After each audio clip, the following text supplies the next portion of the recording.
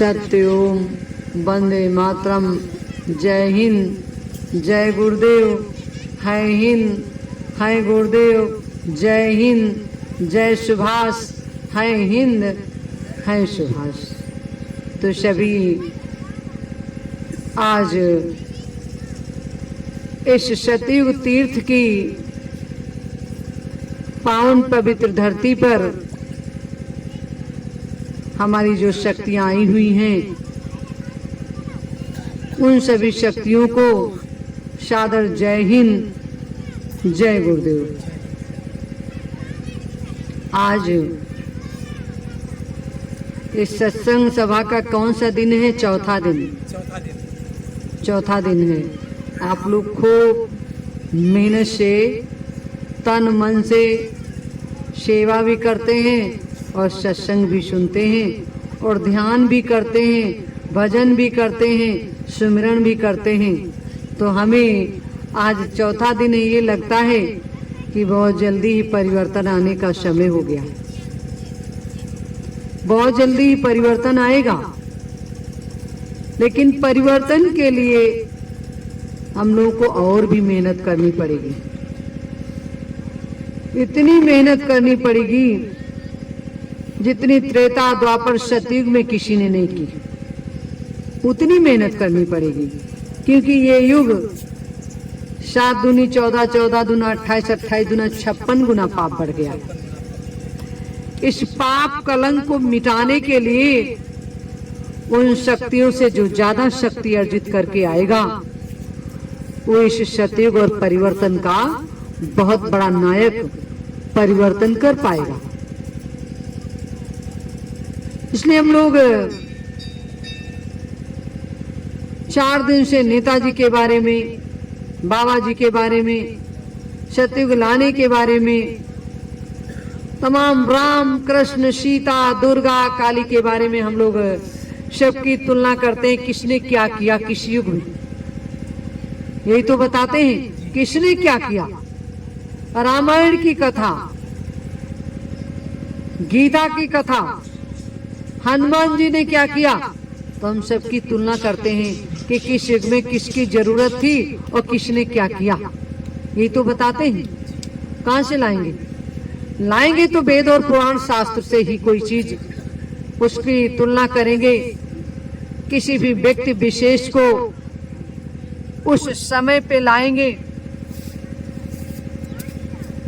जिससे हमारे देश का, हमारी संसार की जीवात्मा का कल्याण हो सके। तो हम अपने सभी प्रेमियों से, गुरु भाइयों से एक प्रार्थना हर समय करते हैं कि सबसे पहले अपनी आत्मा को साफ कर लीजिए, तन मन को साफ कर लीजिए, जीवात्मा को साफ कर लीजिए। नहीं तो परिवर्तन कोई बहुत बड़ी छोटी चीज नहीं कि परिवर्तन कर डालोगे। परिवर्तन करने के लिए हमको बहुत बड़ी मेहनत करनी पड़ेगी, बहुत बड़ी ताकत लानी पड़ेगी। उस ताकत को देखिए, जब हनुमान जी ने कितनी मेहनत की, कितनी ताकत लगाई, तब जाकर के त्रेता में बहुत बड़ा युद्ध हुआ और परिवर्तन हुआ। आप सोचते हो इस कलयुग में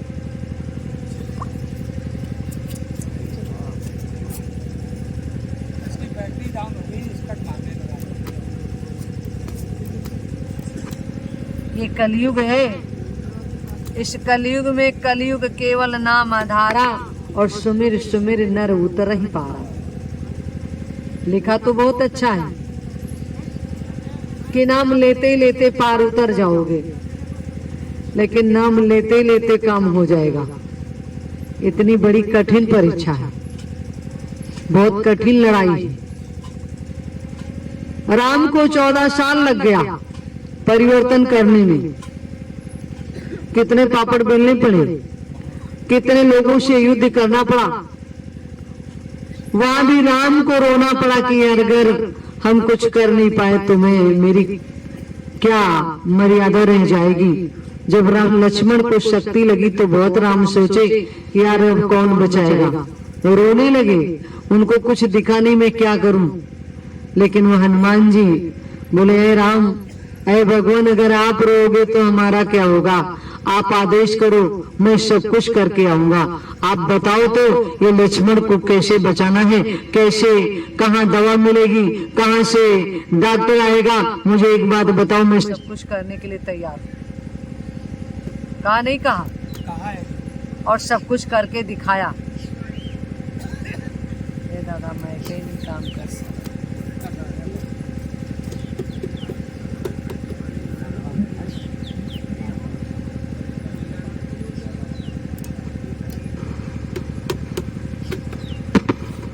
समय किसी का इंतजार नहीं करेगा। सन 52 से ले लो, स्वामी जी ने कितना बड़ा पाठ पढ़ाया, कितना पाठ पढ़ाया। आज तो तमाम कॉलेज खुल गए स्वामी जी के नाम से, तमाम ब्रांचें खुल गई। कोई मथुरा में चला रहा, कोई उज्जैन में चला रहा, कोई नैमिष में चला रहा, कोई महाराष्ट्र में चला रहा। लेकिन उस समय एक ही कॉलेज था, एक ही अध्यात्म का कॉलेज था। स्वामी जी ने 45 करोड़ बच्चों का एडमिशन कर लिया। बच्चे भागते चले गए कि सर गुरुजी मेरा एडमिशन कर लो, मेरी आत्मा को साफ कर दो, मैं तुम्हारे साथ जो भी कहोगे वो करने के लिए तैयार हूँ। सब लग गए, 45 करोड़ डाकू, चोर, डॉक्टर, बदमाश, इंजीनियर सब भागते चले गए। गरीब, किसान, मजदूर, माँ बहन सब भागते चले गए कि मेरा कल्याण हो जाए, मुझे मुक्ति और मोक्ष मिल जाए। आप मुझे ऐसा संदेश सुना दो, मुझे ऐसी गुरु दीक्षा दे दो, मेरी आत्मा साफ हो जाए। सबने वादा किया ना कि मैं जो कहोगे वही करूंगा।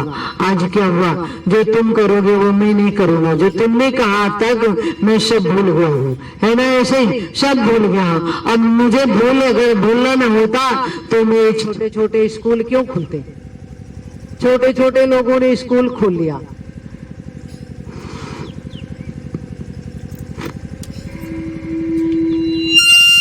तो बाबा जी के प्रेमियों, एक प्रार्थना है,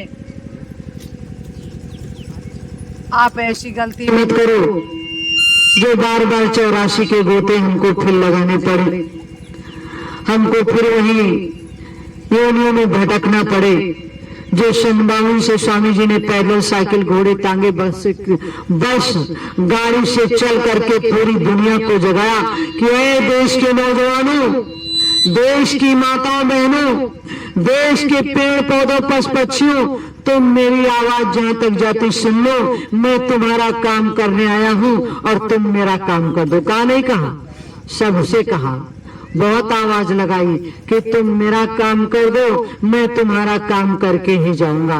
इसलिए बाबा जी के प्रेमियों, वो पेड़ पौधे तो तैयार हैं, पशु पक्षी तो तैयार हैं, लेकिन जो मेन जीवात्मा है, उस मनुष्य को जिस ईश्वर ने पैदा किया, कि मनुष्य क्यों तुमको पैदा इसलिए कर रहा हूं कि संसार में जाना और संसार में जाने के बाद तुम मेरा काम करना और अपना भी काम करना। कहा था नहीं कहा था, अपना भी काम करना। तुमने भी ठेका लिया कि हे परमात्मा, हे ईश्वर, मुझे इस 9 महीने गर्भ से निकाल दो, मैं तुम्हारा नाम लूंगा, तुम्हारी सेवा करूंगा, तुम्हारी भक्ति करूंगा और मैं भक्ति करने के बाद तुम्हारे पास फिर आऊंगा मुक्ति मोक्ष के लिए। कहा था नहीं कहा था, लेकिन नहीं कुछ हो पाया कुछ। कोई है इस धरती पे जिसने जो परमात्मा से कह करके आया और अपना काम किया हो? किया किसी ने?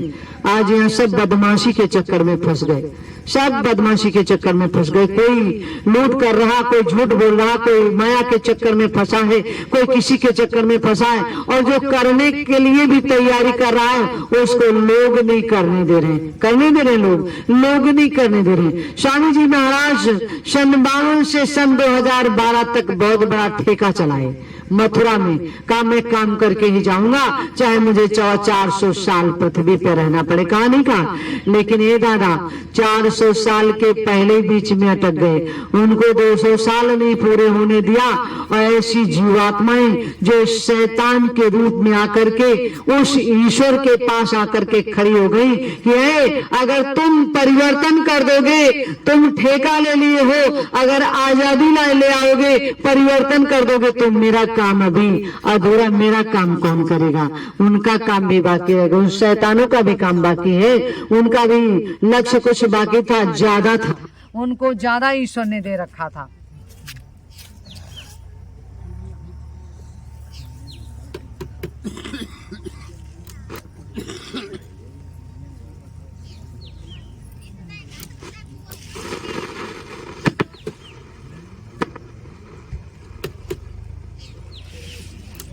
तो हम लोग, ये माइक काम नहीं करेगी,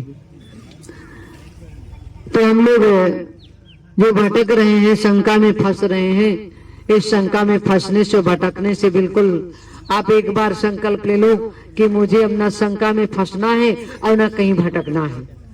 अगर अपने काम को जब तक पूरा नहीं कर देंगे तब तक हम पीछे मुड़ करके नहीं देखेंगे।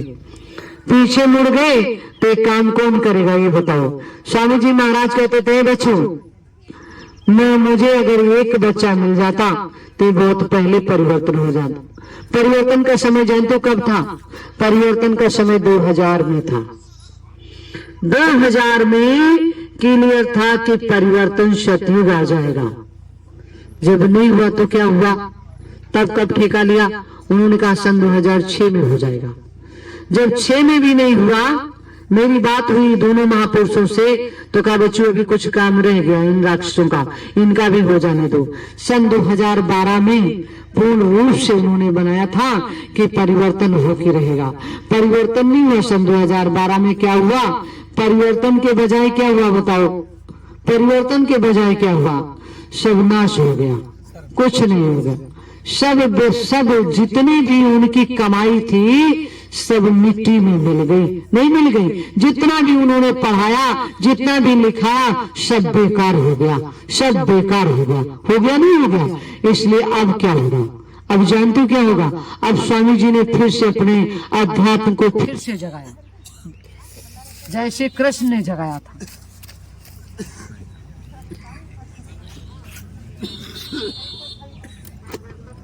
कृष्ण ने वो चिटकनी को बंद करो,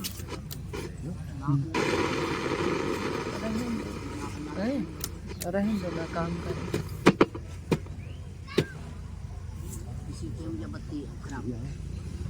नहीं आए, रहें, अरे एक ही बार आता है, रहें। अब ऐसे वहां तक आवाज भी नहीं जा रही। आवाज तो साउंड बढ़िया देता है, इसमें कोई कमी टांके की होगी जानी। तो दादा ये मैक बहुत गड़बड़ हो गई है, और सब गड़बड़ है तो मैक भी गड़बड़ है। मैं क्या करे? वो सोचते हैं अगर कहीं गुरु महाराज सोचते अगर इसने सारी बात कह दी इस माइक से तो कल से बेचारे सब जितने भी बाबा जी के प्रेमी हैं, ये बिटिया के जितने भी गुरु भाई बप्पा हैं, सब परेशान हो जाएंगे। कल से परिवर्तन के लिए तैयारी कर लेंगे तो परिवर्तन होना ही है। परिवर्तन को कोई रोक नहीं पाया, कोई रोक पाया है? किसी के बाप की बपोती है? कोई किसी के बाप की बपोती न सतयुग में रोक पाया, न कोई त्रेता में रोक पाया, न कोई द्वापर में, इस कलयुग में किसी के बाप की बपोती नहीं जो रोक ले। मैंने सबसे कहा, सन 52 से स्वामी जी ने पाठ पढ़ाया और सन 2000 से मैंने अपनी आवाज लगाई। मैंने कहा जो भी बाबा जी सुभाष की बात को नहीं मानेगा, जानू क्या होता है? क्या होगा? वो न दोजक का रह जाएगा और जन्नत का बीच में वो लटका रहेगा, न वो 84 के गोते हमेशा लगाता रहेगा।